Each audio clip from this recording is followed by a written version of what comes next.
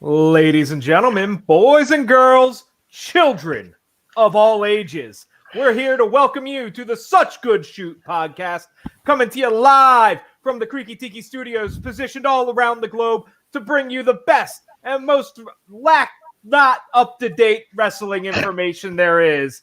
We don't report the news. We barely review pay-per-views, but here we are. Over on that way, we have Shane!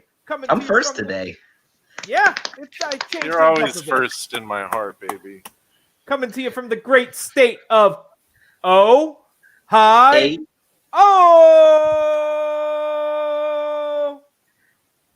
And in the towel section down below, from the sticky icky state of Vermont, we have Isaac!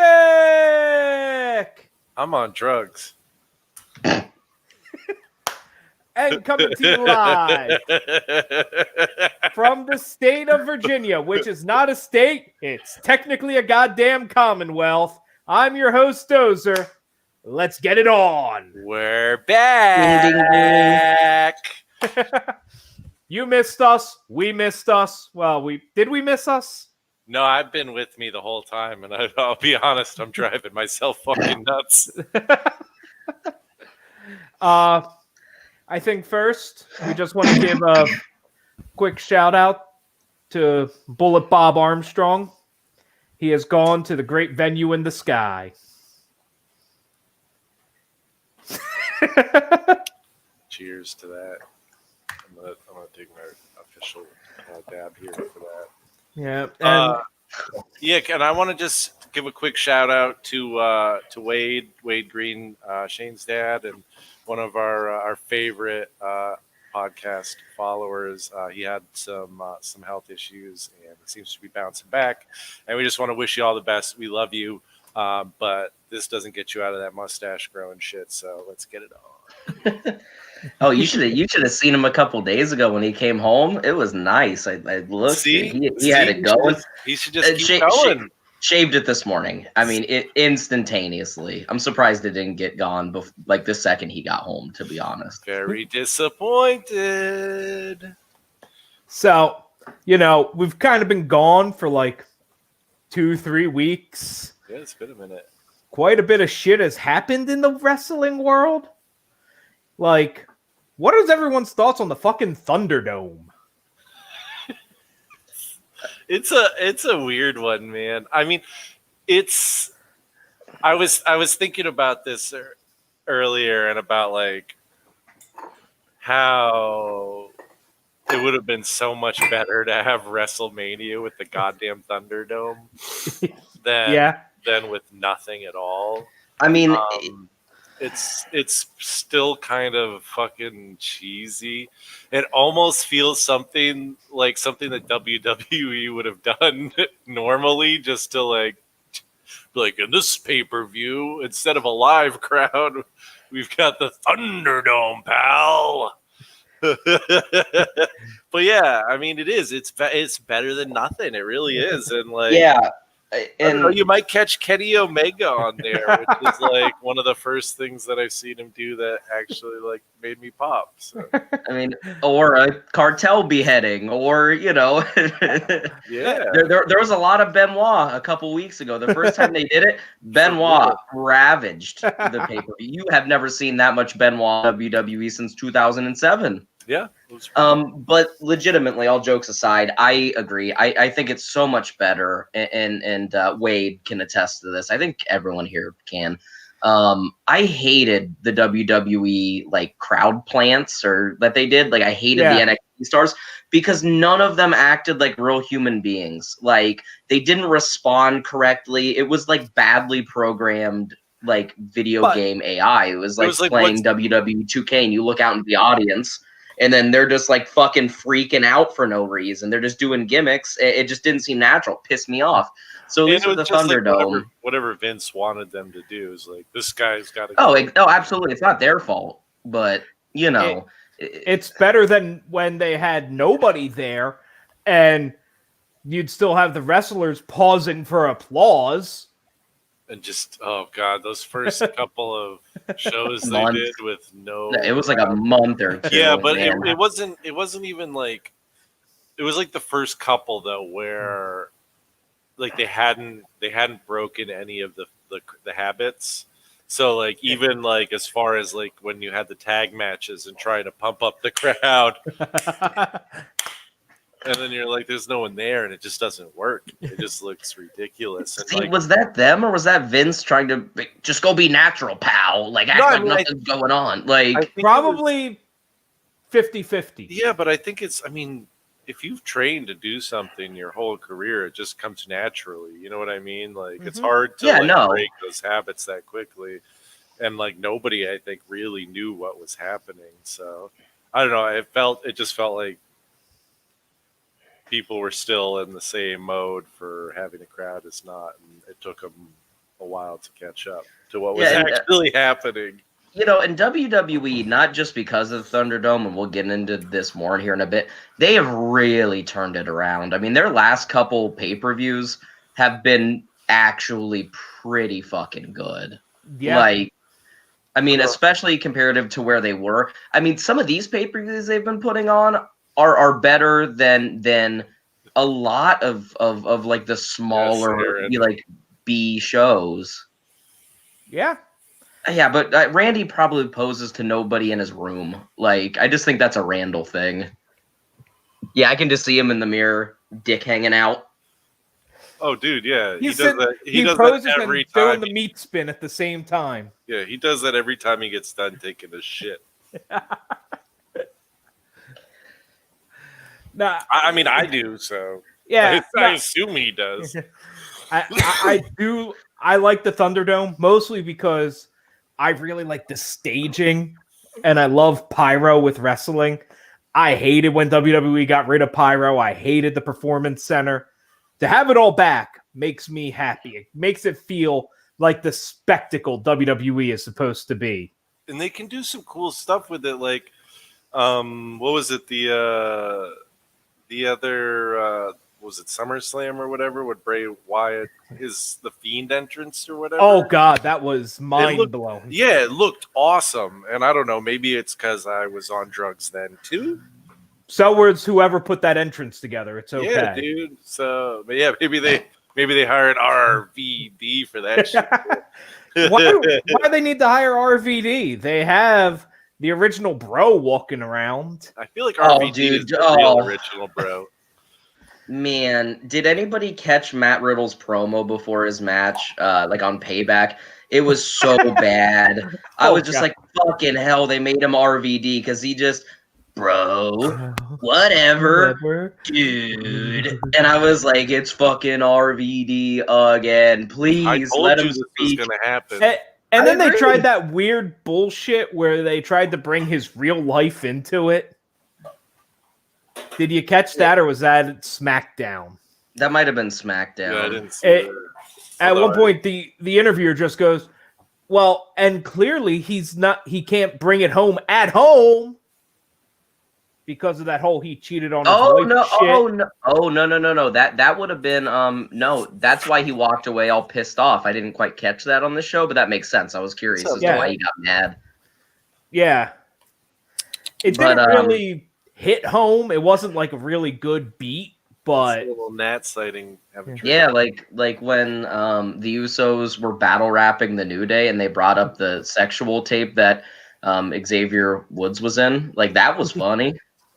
but I mean that's the issue with WWE is they do all this shit that they think is clever and like breaking the fourth wall, and then it just comes out like stale and tasteless. Like, well, that's the way it almost always comes out. Oh, that's everything WWE does though. Now it's like so packaged and so old. By the time it gets out, it's just like. Well, speaking of, go on. Oh, I just wanted to bring something up before we got into actual wrestling. I just want to give a shout out to somebody that I was wrong about at the very beginning, but grew to love. Shout out to Mauro Ranallo. Recently left the WWE. I think they confirmed it yesterday. Yep. I mean, and he was the best commentator the WWE's seen since prime Jim Ross. Yeah. By a long shot. And I think the NXT brand I don't doubt that they're going to have great people to replace him, but I think the NXT brand will suffer because of it, because you can't replace somebody like that. It's No. just impossible. You know where I hope he goes? Barrett, though? Well, yeah, no, and he's great. I love Barrett, but yeah, no, Yeah. Morrow. I feel like, I mean, this isn't the first time. Oh yeah, Morrow but has left WWE. Let's not this pretend like Hold this on. is like a shock. Does anybody find it surprising Marvinello leaves when JBL returns to TV for a moment? no, fuck JBL. Yeah, no, and that's the thing is like he's like I have a lot of respect for him because he's dealing with his bipolar, but he just doesn't put up with shit that obviously bothers him. Yeah, I mean, I respect that. Like, dude, that's got to be a good paying gig for him to walk away from. You know what I mean? Just because he's like, yeah, fuck that guy. but Especially when there's not a lot of sports to be commentating right now. But a wrestling company that could really use an upgraded commentator. NWA Ring of Honor. Power. New Japan.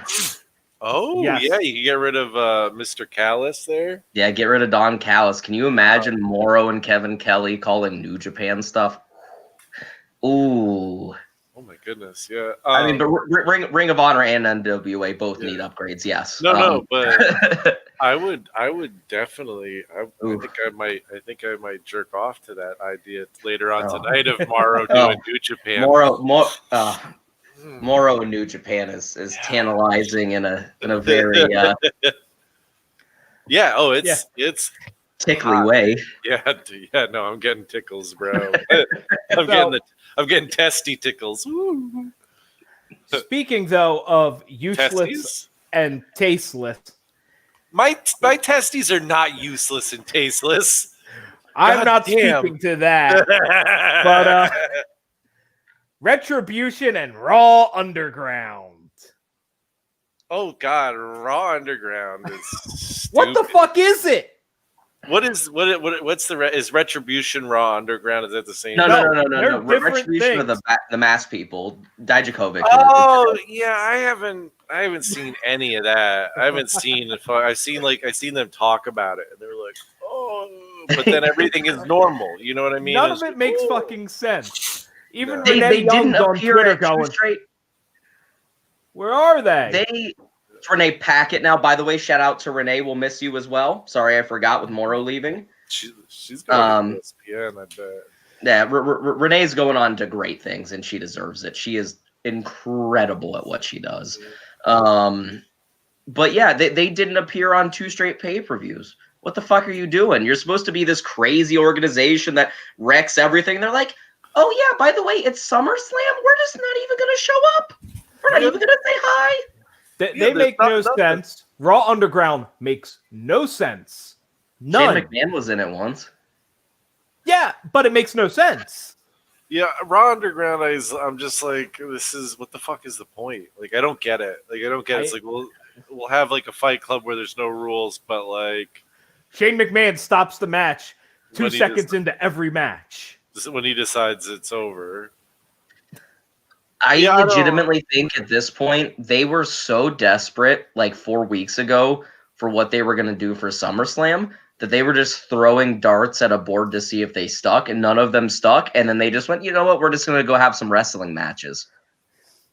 And on that incredible bombshell, we'll get to our first of our co-headliners tonight, SummerSlam. Where, this is the first pay-per-view, second show, emanating from the WWE Thunderdome. You'll never see it coming all over your face. We can foreshadow shit. Oh God, yeah, that just that shit fucking pisses me off so much. Like, they just think we're so fucking stupid. I mean, to be fair, Vince did say you'll never see it coming, and I did not see it coming. He was like actually correct. I guess, yeah, but it's not like. But okay, like in the end, it's like, oh, Roman's back and he's gonna win the title. So is it like that's something that you probably could have seen coming had you been like, I wonder what they're gonna do with when both Roman of these comes back. This is going to become a recurring theme, should I say, and that is WWE telegraphing their shit. Earlier in the day, Sunday morning, they released new Roman Reigns merchandise on shop.com. Oh, see, I didn't know anything about that. I knew nothing about that. Like, you'll never see it coming. The new Roman Reigns shirt that says you'll never see it coming on the back, with a picture of him with the title standing on fucking Bray Wyatt's grave. Like, it's the internet. You can set a time for shit to post. You can post it at 11 o'clock, 11:05 if you want to be safe. Yeah, anything you want. Do I find Vince hard to understand? No, I don't think Vince is hard to understand. I think he's a fucking moron. I really genuinely do think he's a fucking idiot. Like, I just think that, like, the only thing he has in his brain other than, like, this need to fucking, like, compete with somebody is, like, just fucking, like, the same shit that goes through a fucking, like, Beavis and Butthead's brain, like, on a regular basis. It's just like, butts, pal, boobs, pal. Let's put them in a diaper, pal. Shit. Oh, that's such good shit, like, pal. But, like, yeah, like, the thing is, business, like, how many fucking, like, the man started XFL again. Tell me he's fucking smart. He sold it to The Rock. Was doing fine. The XFL was doing fine before. If COVID didn't hit, the XFL would have been banging. Yeah, and if the Rock had wings, they wouldn't bump their ass a hopping. I'm just saying, man. Like, I know he did it right this time. People were excited about it. Like, there were excited. People were excited about saying they were going to boycott XFL, though. Rednecks were boycotting the NFL for the damn XFL, dude. And speaking of rednecks, leading back into what you were saying about Vince being stupid, boobs, butts, whatever. That's most of WWE's general audience, man. If you've ever been to a live event and you look around, there is some dude next to you who hasn't showered in 2 months. There's somebody in front of you with 18 children who I was around kids. Yeah, there's kids. I remember. Yeah. And then there's like one mark like to your left who's like 38 and wears a championship belt. I was the mark to the left. He has a neck beard worse than this. Yeah, that was me with my neck beard. Yeah, like, God damn it! All right. Wrestling fans are kind of shitty, huh? We're kind of shitty human beings. Like, we should probably swerve on topic here. Whew, yeah, we were just shitting all over ourselves. Yes, we were. People who are listening, you guys are just terrible for watching wrestling. You're fucking awful. I'm not saying if you've ever been WWE live event. Yeah, that's true. It's true. We had especially the non-televised one. Oh God, no. We opened up SummerSlam with Bayley versus Asuka because WWE thought it'd be great to have Asuka wrestle twice in one night. It's better than having some women on the roster wrestle. It is better than having some of the women on the roster, but they also had Mandy Rose wrestle. There's a shit ton of women on this roster. Yeah, and you have Asuka wrestle twice and Mandy Rose. Well, both the Asuka match, like the Asuka matches, at least sort of made sense. Like for having twice, and they were good. Like the Bayley one wasn't great. It was good though. It was a solid entry into their very long catalog of times they've wrestled each other. Yeah. And it was a good match to like start the pay-per-view because it wasn't like. Yeah, it just got you into it. It was like, all right, this might actually be decent. This isn't bad. It started the trend of Asuka bumping like crazy, too. Asuka threw her body around at SummerSlam. Dude, we'll get to it later, but that Sasha match, Jesus fuck, bro. So, I think it was a solid 3-star match. Maybe 3.5. Yeah, that one was all right. I'd say 2.5. I mean, it was an opening match for the pay-per-view. It didn't. I felt like it was more there to set up the Bailey match or the Sasha match than anything else. Like they didn't want to fuck with Bailey. It seemed at that point, like they wanted to try and still make her look as strong as possible. Definitely some just odd filler. But, yeah, I mean, I would give it like 2.75. It would have been 3, but I'm getting tired of the constant, Bailey cheating finishes. I understand it's part of the character, but it's still incredibly annoying every single time you watch her wrestle for it to happen. But I mean, it was solid. I wasn't angered by the match. And Bailey is a fucking hot Karen. So, next we have the Street Profits versus Andrade and Angel Garza, which literally the only thing I can remember about this match is going, "Whoo, Zelina Vega." That was caliente. And the stage jizzed red cups. Oh, I remember the red cups. It was like, red cups. It made no sense. I don't remember the match at all. Yeah, I mean, from the very little bit I remember, I think there was some dissension between Andrade and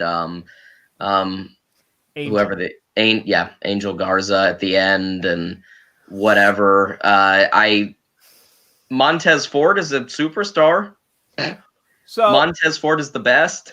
Montez Ford and I think Angel Garza both have the biggest upsides coming. And I say this for Angel Garza. He has the most punchable face in WWE. Really? And, man, I don't know. Andrade's incredible. He's incredible. But Angel Garza has that face and that suaveness that men want to be him, women want to be him, and you just want to be with him, and you just want to punch him in the face.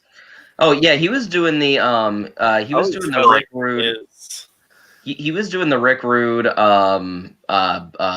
like people's wives and shit on his tights deal. Yeah. In NXT. Yep.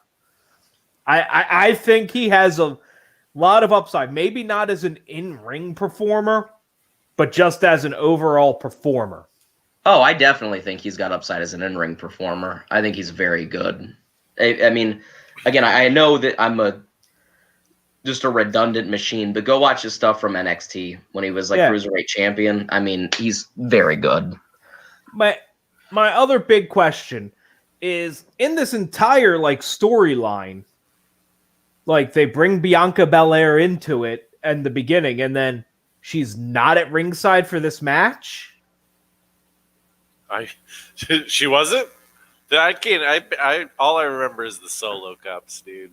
I swear to God, I'm like, if you hadn't said solo cups fucking spraying, bro, I wouldn't have remembered it at all. So I'm gonna give it a quarter star because apparently it happened. It was. I like the most punchable faces bracket idea. Good one, Eryn. I like it. Sorry, I'm just jumping shit from our chat that isn't even up there. No, thank you. Thank you to my father who has checked in with his photographic memory recollection of the match. Glad it's back. Yeah. So the match happened. Half a star. Yeah. It just red cups. Red cups, dude. I want to give it more stars because of who's involved. I like all 4 of the men, but it was such an underwhelming match on a pretty good card in a bad era. Yeah. Yeah, it would have gotten at least a half star for me had they been blue solo cups because I'm a crip. Wait, no. Actually, I'm going to give it a 0.75 because I legitimately think the main event was a worse match. You knew what you were getting into with the main event. I mean, it doesn't make it any better. Yeah. But before we get to the main event, we have Mandy Rose facing Sonya Deville in a loser leaves WWE match. Solid outing between the two women. I mean, they Yeah. brought intensity. It wasn't too long. They were actually both willing to do the hardcore no DQ stuff, and you could tell they both committed to it. You know what I mean? It was a good match. I mean, especially for somebody like Mandy, who is a blonde bombshell mega hottie. You know what I mean? To commit to something that shows that she's really actually interested in being in the business. Yeah, which I really appreciated. I understand the change and this loss by Sonya. I feel like in this whole storyline, I don't want to say buried, but she hasn't been shown well. And I feel she's a great talent. I definitely agree that she's got a lot more potential than they have been showing with her. You know who Mandy reminds me of? She reminds me of Trish. But if Trish were to have all of the amenities and things that Mandy has now, being the performance center, being the actual focus on women wrestling, you know what I mean? Trish had to do all that shit back in 1999 when King was screaming puppies and there were bra and panties matches. Puppies. Were you talking about her or Sonya Dozer? I was talking about Sonya. Because Sonya has. That's what I was thinking. Mandy. Yeah, no, Mandy is doing much better than I expected. Yeah, Mandy. Sonya is underperforming to where I expect. Oh no, I think Sonya has shown out, especially from being behind Mandy, where she's come out and she's had this very cynical, poppy character. I think she's really been the one she's the one who brought the feud along to me. I like Sonya a lot more than I like Mandy through most of this. So, part of the issue I'm having is she, much like Shayna, much like Ronda, has that portrayal of the MMA superstar. And she just doesn't bring the fight. That's my feeling. I think I like her. I like her intensity. I like her look. I think she has got a lot of potential. I just don't know if they're letting her do her thing. Mm-hmm. She's no Baszler, that's for sure. No. Yeah, I mean, and I think there's a big difference between Sonya and Ronda or a Shayna, where they're not presenting her as this MMA goddess. You know what I mean? They're like, oh, it's Sonya and she did MMA. It's not, here's Sonya, an MMA fighter. Okay.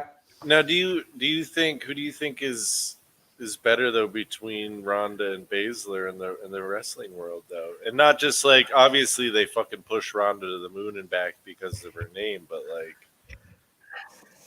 Baszler's fucking. Oh, Shayna. I think Shayna is. Oh, Shayna. I mean, and I don't think it's Ronda's fault. Again, if Ronda would have had time in NXT and spent as much time in wrestling as Shayna has, Ronda could have been every bit as good as Shayna. But she just didn't have the time, and clearly, after the way she's acted the past 6 months, she didn't have the want. But she had the fucking. Oh, she had it though. That was the thing about Ronda is she understood it in a way that that most people coming into the business don't, and I still think and I think we talked about this too. I think so. Hold on. Yeah. I think her did she? I mean, I agree that you wanted to look at her, but she had the worst time ever controlling her emotions in front of an audience. If they got to her, she let them know it got to her the second it got to her. She wore her legitimate heart on her sleeve, and that's why she fucking quit, is because people started booing her. Yeah, I don't know. I felt like it was. I don't know. I felt like it worked. The only thing I didn't like is that they just they kept sending her out there just smiling. I wish they just sent her out there looking like the stone cold killer that she is. Well, again, she came out smiling that first night she was on because she couldn't stay in character. I don't know, and then it made them money again. every little girl wanted to be Ronda Rousey. As soon as she stepped out and she was smiling and then she whooped some ass, every little girl wanted to be Ronda, man. Girls want to be her, boys want to be with her. No, she would kill me. That's very scary. Random tangent. Have you ever heard the comedian Brad Williams? No, sir. You talking about the dwarf? Yeah. I've seen Brad Williams live. You hear him talk about his wife? So funny. Yes. Yeah. That's exactly what I'm picturing when you say that. You talking about? Isn't she like Asian and like a black belt in Brazilian jiu-jitsu? Yeah, and an MMA fighter. Yep. Links in the description.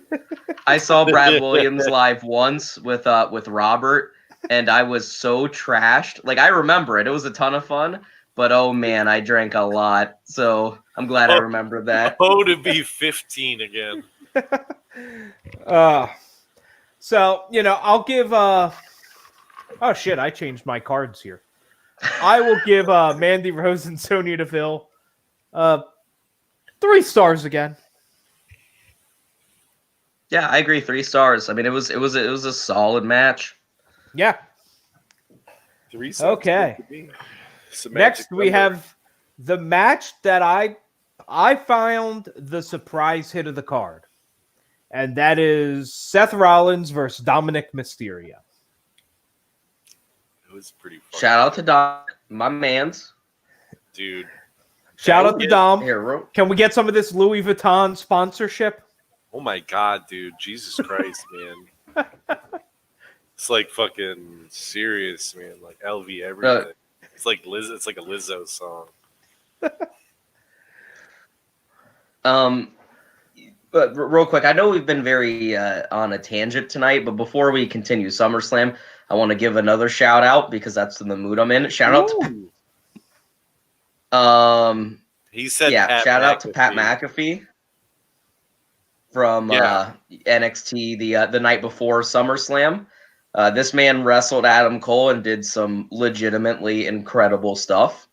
Yeah, it was. It was a fucking goddamn barn burner. That was like a 4.5 star match for me. It was just one of those matches that you go in with such low expectations and it just blows you so far out of the water that like you can't help but love it. So yeah.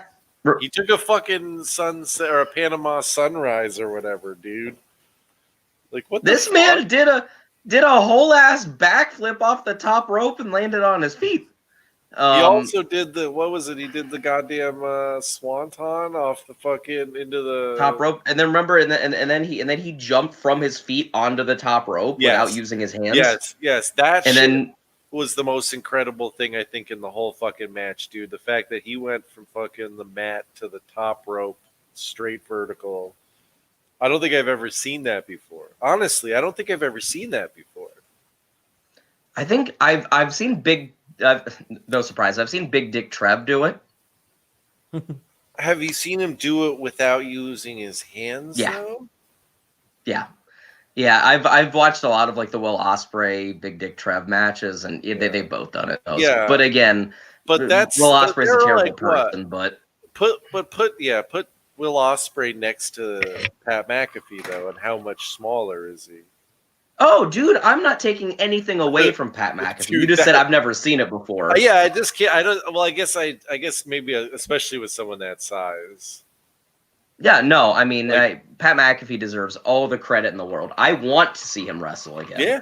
Yeah, totally. He fucking won me over his first match, and this brings up Ronda Rousey again as like another one of those matches. Like Ronda Rousey's first match was incredible.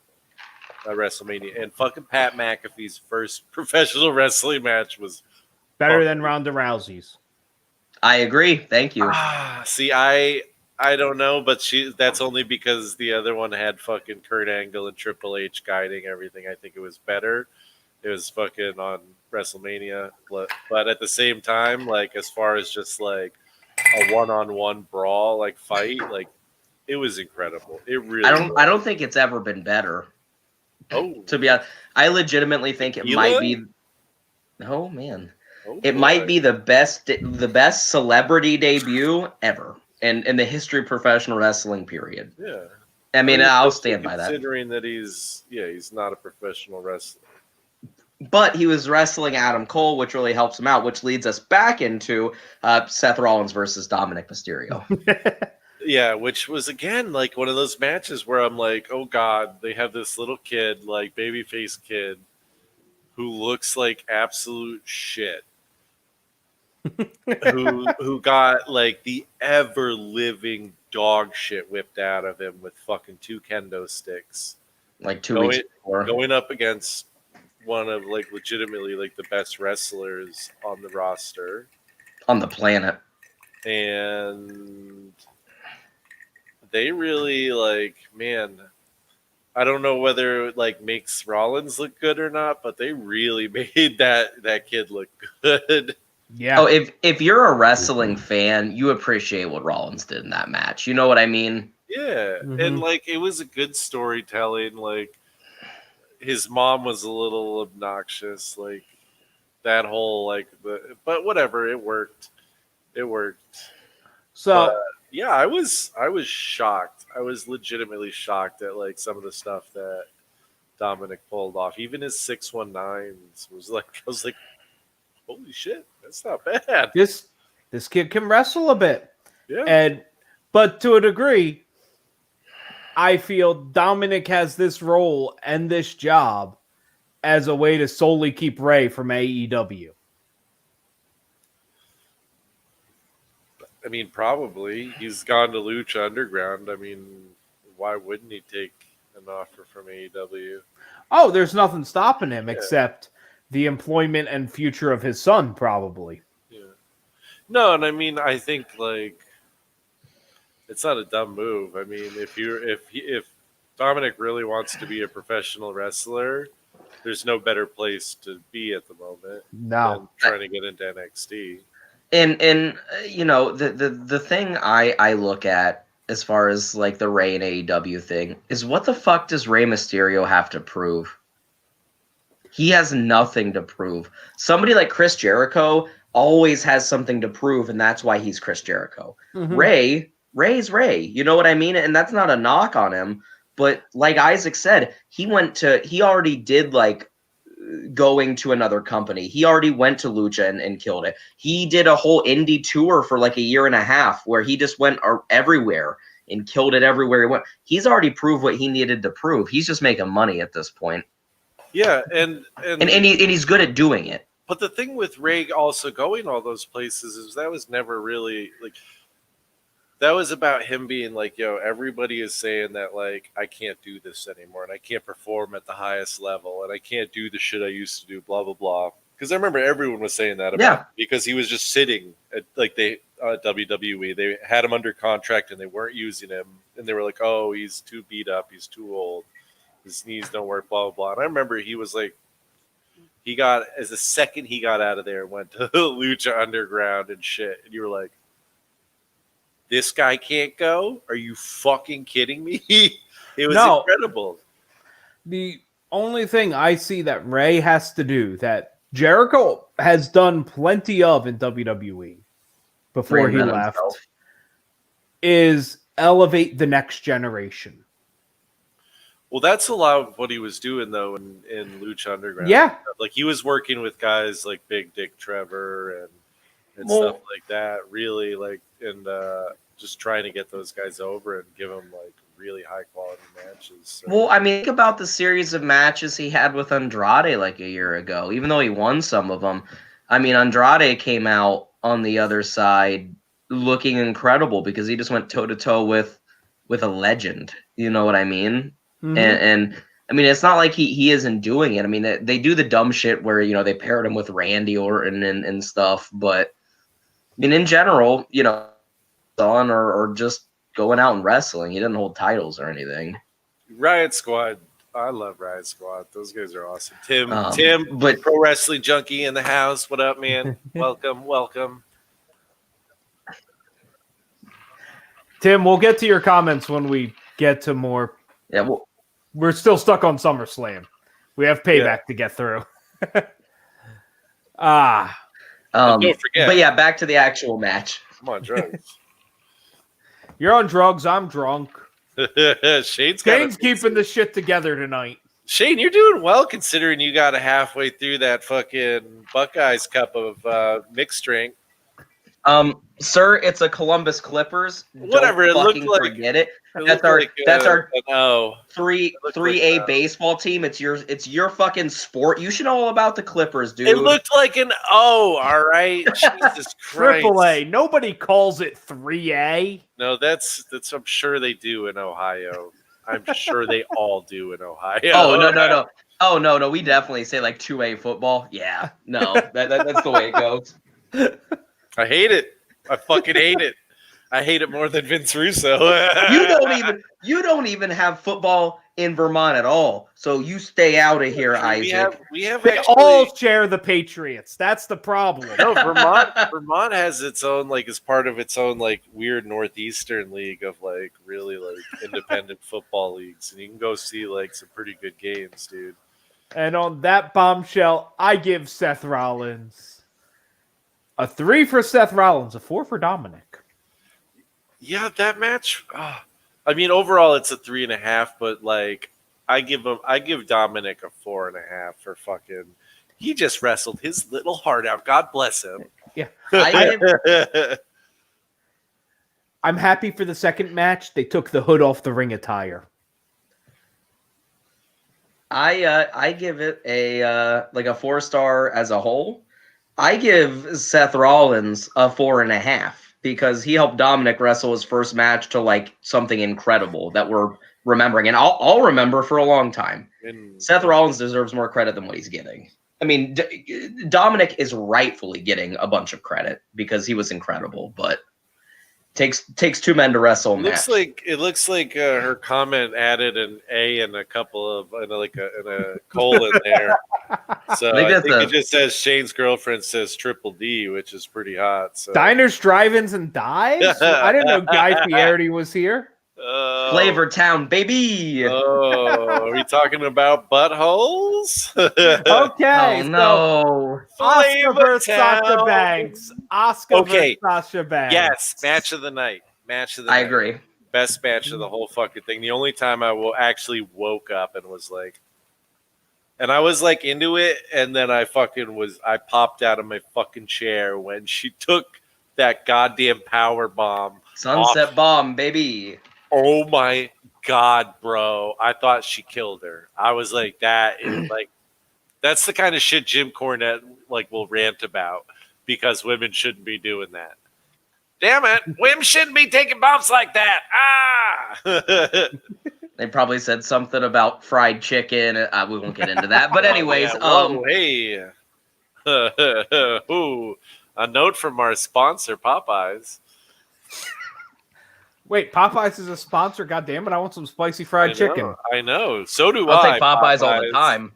Yeah. I love Popeyes. So, yeah. But yeah, Sasha Asuka was incredible. I think other than Charlotte, they're the best two women's wrestlers on the roster. Shayna's up there, obviously. Bayley's up there, obviously. IO down in NXT is obviously up there. I think Charlotte's the best women's wrestler on the planet. I think Asuka's up there. But anyways, it was the match you'd expect from those two. It was. It really was. It really was an incredible. It felt like an NXT match. And that's the best compliment I can give it, is that it felt like something that belonged on TakeOver. Mm-hmm. It really was good. I was pretty impressed. 4 stars. Yeah. 4.5 stars. Yeah. I would say 4.25. I'm going to split the difference because I do think it was that good.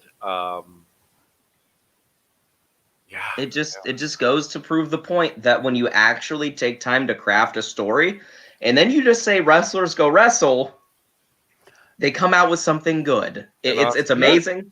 And Asuka got her belt. Yeah. Okay. Drew McIntyre versus Randy Orton.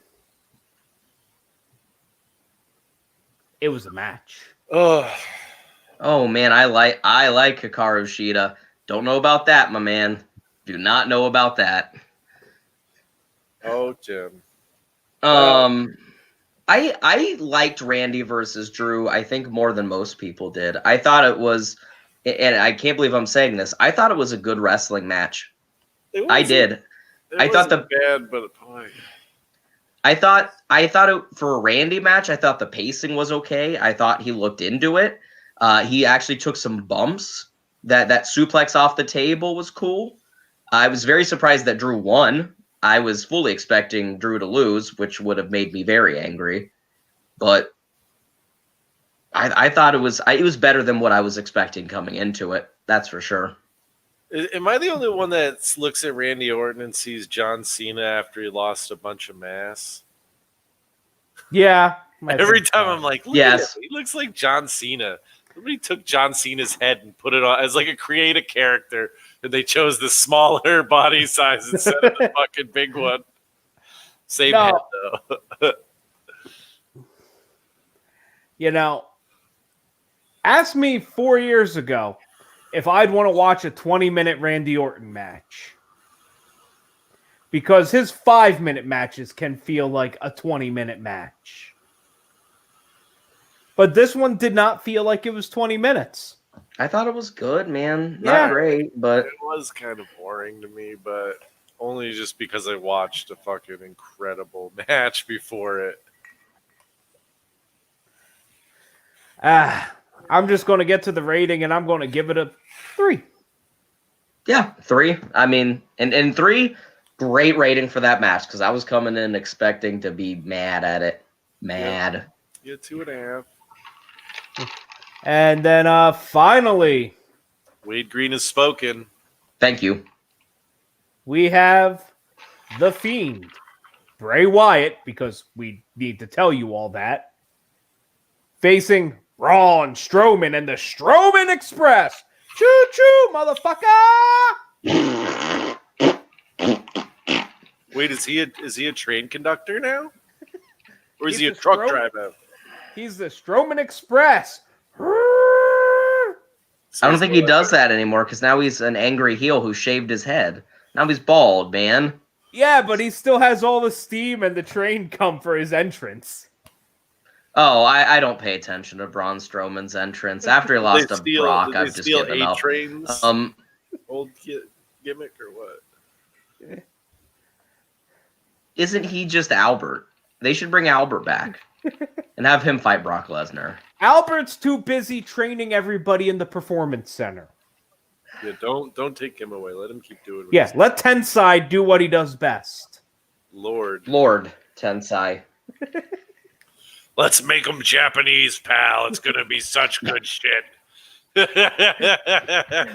Dude, let's take our wrestler named after a dick piercing and make him Japanese. If you haven't seen his debut recently when he came out as Lord Tensai, it's the fucking funniest thing in the world because he's covered in these awful... No, he's not fucking Tugboat.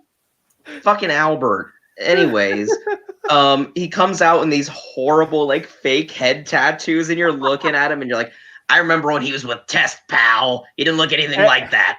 And the crowd dude, going, he was the Albert. He was the hairiest man you've ever seen. Yeah, wait, no, he came out with the fucking with the headgear, and then he took it off. Yeah, and then he's just tattooed. It was so dumb, dude. It's the worst. And then he got in trouble because the little Vine they were like trying to get him to do. Well, it wasn't Vines. It was the whatever stupid TikTok shit they invested in.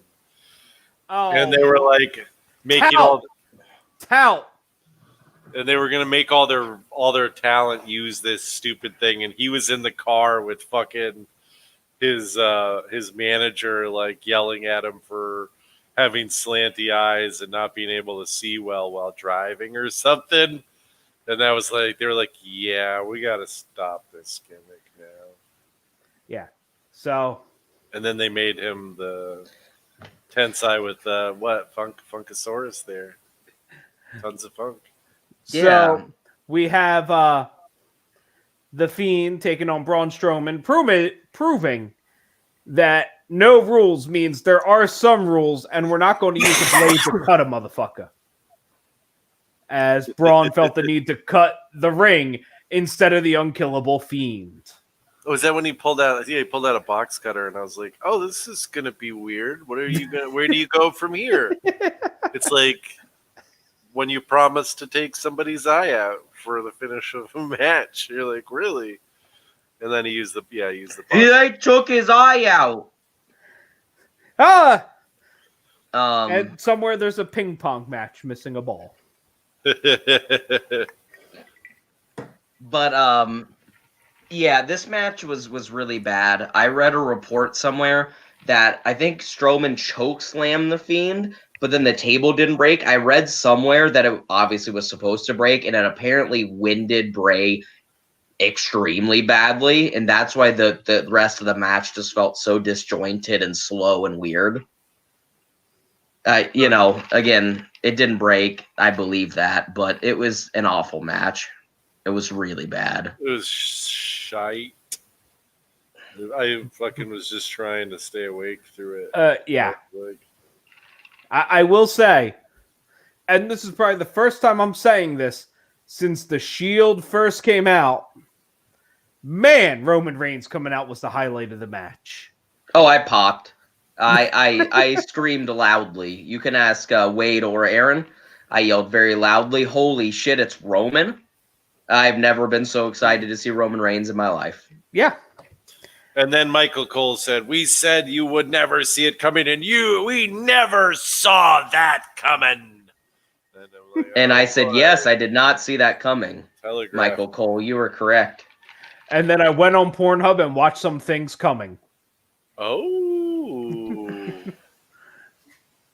What is happening, Tim? Are you just like, are you on a free train of thought right now? Are you on drugs too? What is going on? George the animal, man. Oh, dude, send your drugs to SGS Pod at 188 Pope Meadow Drive, Unit 10.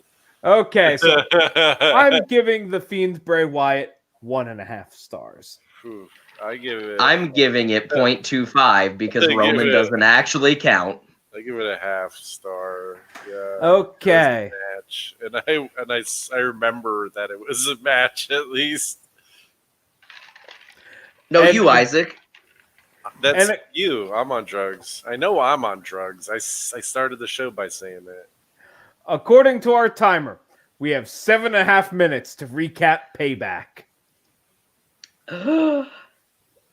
Here we go. Or we could just talk about the fact that Roman is now a Paul Heyman guy for 7 minutes. Let's go quickly. Bobby Lashley beat Apollo Crews. Just give me a thumbs up or thumb down. Kind of up. Kind of up. It was a good Bobby Lashley match. It's up here. Big E defeated stereotypical Sheamus. 2 thumbs up. They beat the shit out of each other. Yeah, they did, dude. Jesus Christ. I mean, Sheamus hit this falling elbow senton thing. I about shit my pants. Dude, he stiffed him a couple good ones. Matt Riddle defeated King Corbin. Yeah, that was good. I like Riddle. I just wish they would stop with the bro shit. Does he have the El Bro drop yet? Probably. He's got the floating Broton. Shut up. Let's move on. Dude, he has Bro Derek. It's got to be an El Bro drop, bro. Shayna Baszler and Nia Jax defeating Bayley and Sasha Banks. Other than the finish. Yeah, well, I liked... Oh, yeah, it was... I hate Nia, and I love Baszler. Everything but Nia. The only good thing about the match was that Shayna got a title. That was the only good thing. Shayna went over clean 1, 2, 3 in the middle. Yeah. But the match itself was disjointed and felt weird. It didn't really ever felt like it got going, but the right person won. So, yeah. Keith Lee defeated Randall Keith Orton. Yeah. That shit was good. Orton lost 2 pay-per-views in a row. Yeah, shout out to WWE for actually realizing how big of a star Keith Lee is, other than making him wear a fucking shirt. Well, that's because of how big Lee of a star he is. Fucking shirt, WWE. He has never worn a shirt in his career. Yes, He but doesn't look, wear shirts. I wear a shirt for all your benefit. Yeah, but Keith Lee doesn't look. Can do a Basking lot his of glory. things I He was can't do. basking in his glory when he didn't have a damn shirt on. With your shirt on. If Wade Green grows a mustache, he gets $65, and Dozer takes his shirt off. So Shirt Dominik Mysterio, off right now. I don't give a fuck. the Mysterio family defeated the Disciples of Rollins. In the middle. In the middle, good. Wasn't as good as... It's a limp in the middle. I was just like, didn't we just see this same stupid match? Like, God damn it. I don't want to Roman Reigns. Oh, and then Ray hurt himself in the match, too. He's going to be out for 9 months with, like, a torn triceps. Yep. Kind of down here for hurting Ray. Roman Reigns with Paul Heyman defeated Bray Wyatt and Braun Strowman.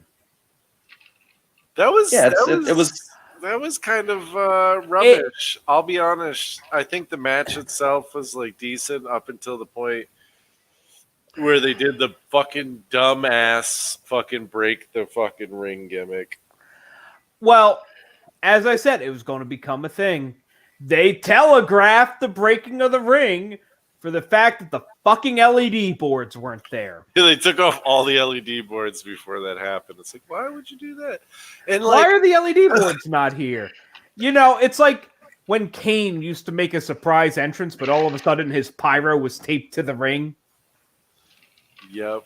Yeah, and I mean, like, okay, yeah, I get it. But, like, at the same time, like, the first time that happened, who was it? It was Big Show. Big Show and Brock, I think. Brock. Yep. Okay. Dude, that is fucking epic, bro. And then it was Henry and Big Show. Then it was Big Show and... Cena or something? No, Big Show and Braun Strowman. I was there for that. I was there for that live. And it was fucking cool. Yeah, I don't know. I mean, those are 2 big guys, too, but... Yeah, Bray Wyatt and Strowman just doesn't... It didn't have the same effect. I liked it for the simple reason that they actually went and wrestled in it afterward. I thought that was cool. It presented was a unique thing. thing. It presented a new battlefield. It made everything that happened feel new and refreshing. You had no clue what was going to happen because they were wrestling in a half-broken ring. Yeah. I knew what was going to happen. Roman Reigns was going to come out and fucking win. Here you go. Sign the paperwork, man. That was great. That was a great moment. Because Paul Heyman was involved. The only reason good. It was good. He came out and he like pulls out the contract and then has him sign. It was good. That was smart storytelling. Look, it's not. Despite how much we want to see Roman as a heel, for the masses as a whole, that's not an easy turn. And they figured out the way to do it. And they've done it well. Even when and in that backstage interview or whatever, I guess it was on Raw, right? Was that when they exposed he was with Heyman? SmackDown, yeah, and it's like he's on the couch and then he's like, yeah, that's not a promise, that's a spoiler. And it zooms out and there's Paul and you're just like, oh shit! And then he hits you with "You can believe that." Yeah, and it's like you went for it, and it's like, all right, they are desperate, but this is the good kind of desperate because they're actually going to say, "This is what people want. Let's do it." And I for one, am on board. Like I'm on board with heel Roman. I am on board with the fact that to this date, every time Paul Heyman has said that's a spoiler, he has been correct. Because that means when he is wrong, that is going to be a big moment. Yep. Remember that one time where he was Curtis Axel's manager, though? Remember when they did that? Remember that time where he was somehow getting caught in the middle of a food fight in the middle of a Money in the Bank match because he wanted delicious snacks. Hey, let's not No, forget he's a- CM Punk's a Paul Heyman guy. Yeah, that was good though. You know, That was it a was great his fault. run. He had the most gigantic plate of food you've ever fucking seen. You know, he should have known that was coming. He knew there was a Money in the Bank match in the towers. His fault for being a stupid dumbass, Well, just hanging out in it. So next week, let's do some let's take all the Paul Heyman guys and we can rank Paul Heyman guys. We can rank Paul Heyman guys, but don't we also technically have to do fucking All Out? No. Oh, that is on Wednesday. No, we have to Is it- technically do it. Come Is that on, Wednesday Isaac. or is that Saturday? Is that a pay? Oh, it might be Saturday. Yeah, I'm not buying that shit. I haven't kept No. up with AEW. It has not kept my interest. Yeah, not a big fan of the AEW. I love MJF. Yeah. I love Jericho. Honestly, just today I've been watching old school WWE special events. I watched Beast in the East and That was the one with. World Damage or something tour in Melbourne, Oh Australia. yeah, the global warming tour. Yes. Warning. Not warming. Sorry, Warning. my bad. And then the Beast in the East was the one with what was it? Finn Balor and Samoa Joe, or was it Nakamura and Joe, or Kevin Owens. Kevin Owens and And who? And Kevin Owens Brock. and Balor. Wasn't there a Brock Lesnar match on that? It was the first encounter between Brock and Kofi. Kofi lasted longer than when he had the belt. He just wanted a delicious sandwich, and Nat just wants to help say goodbye. Two people here watch AEW, and that is Tim and Eryn. None of the people on this broadcast, well, maybe Shane. I don't know. Do you watch it? I mean, I keep up with it, but with my schedule, it's hard to keep up with weekly shows. Yeah. Yeah, I struggle. There's so much fucking wrestling on. I pick and choose what I can watch, and I only watch it while I'm working. So Wade also watches it every week, so I hear it from him. Shout out to Wade, man. He talks he's about the fucking real MVP here. Oh my goodness. basically everybody but us watches it. Yeah, see? That's what I've picked up. How Ethan watches it. He also talks about how Kenny Omega is definitely the greatest wrestler in the world, and how you are wrong, Isaac. Kenny Omega, the GOAT. No, not even close. You can't say he's the fucking GOAT, seriously, while he's in the same company as Chris Jericho, dude. You also can't say Cornette is the GOAT when he had a fucking fly swatter and then thought Teenage Mutant Ninja Turtles were a good idea. But anyways, I digress. Bye, everyone.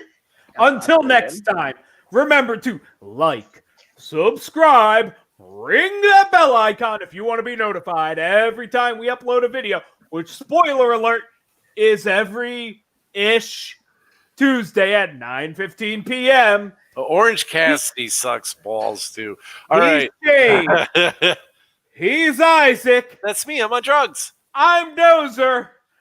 Until next time, get the fuck out of here. Bye.